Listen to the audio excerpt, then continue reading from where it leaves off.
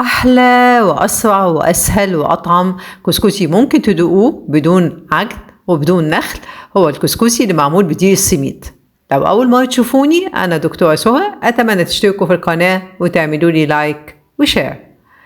في طاسة غويطة على النار هننزل بمعلقتين سمنة نسيحهم ونطفي بعد كده النار، وننزل على السمنة السايحة بكوباية من دقيق السميد، الكوباية بتاعت مج الشاي العادية، هنقلب السميد مع السمنة كويس قوي لحد ما كل ذرات السميد تتغلف بالسمنة ونتأكد من كده.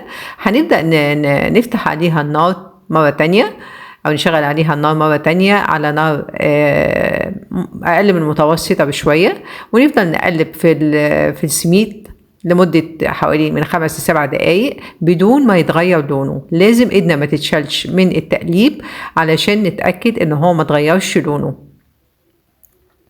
ولما يوصل للقوام ده هننزل عليه بنص كوباية مية مغلية. أنا عملته قبل كده، حطيت عليه مرة واحدة كوباية مية مغلية، لقيته الحقيقة عجن وما كانش حلو، فحبيت أحط المية بالتدريج، طلعت النتيجة ممتازة. فحطيت الأول نص كوباية مية مغلية وفضلت أقلب فيه لحد ما شرب المية تماما. في الأول هيبقى بيكلكع ويعمل كور كبيرة، بعد كده هيفك لوحده ويفرفر. لما دقته لقيته لسه ما استواش، فضفت له كمان ربع كوباية مية مغلية وقلبته تاني لحد ما استوى. وطبعا بعرف انه استوى اني بدوقه يعني.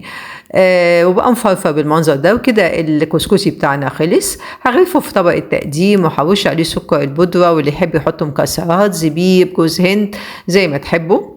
الحقيقة هو طريقة سهلة جدا وسريعة جدا لعمل الكسكسي، وهتغنينا تماما عن ان احنا نعمله بالطريقة التقليدية.